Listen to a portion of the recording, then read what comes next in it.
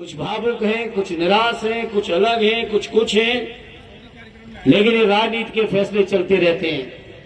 हमारा अभियान, हमारा उद्देश्य भारतीय जनता पार्टी को हटाना है। सवाल इस बात का नहीं है कि चुनाव धर्मेंद्र लड़ रहे या चुनाव चाचा लड़ेंगे या चुनाव कौन लड़ेगा। सवाल ये नहीं है, चुनाव ये नेताजी की साइकिल और समाजवादी पार्टी का झंडा और माननीय अखिलेश यादव जी का नाम लड़ेगा।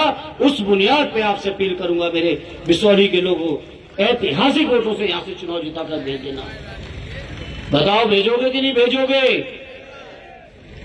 भेजोगे? मैं इस बिसौरी के लोगों से अपील और प्रार्थना करूंगा और पूरे अधिकार के साथ करूंगा, क्योंकि आपकी सेवा में हमने भी कोई कसर नहीं रखी। उसी सेवा की बुनियाद पर, नेताजी की बातों की बुनियाद पर आपसे अपील और प्रार्थना करूंगा, यहां से समाजवादी पार्टी को ऐतिहासिक वोटों से चुनाव जिताकर भेज देना मेरे साथियों।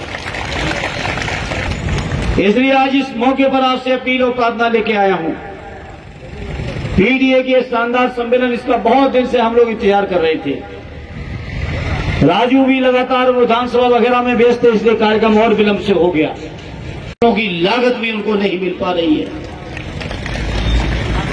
तो इसलिए ऐसी सरकार जो किसानों का हित न किया हो और भाषण सुनो भाजपा वालों के, तो भाषण देंगे, कहेंगे किसानों की आमदनी हम दूनी कर देंगे 2022 में।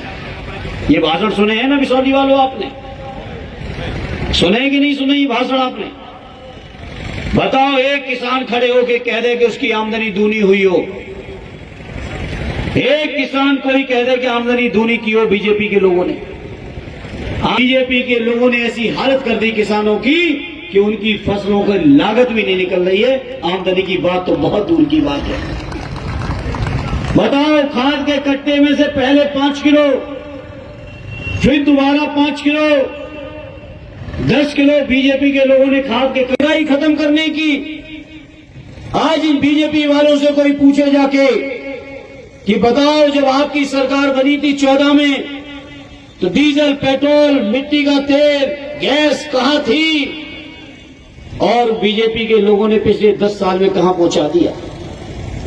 सोचो, आज पूछो बीजेपी वालों से। मैं समझता हूं मेरे पीडीए के लोग, 90% लोग या तो खेती किसानी कर रहे हैं या खेती किसानी में खेती और मजदूर बने हुए हैं।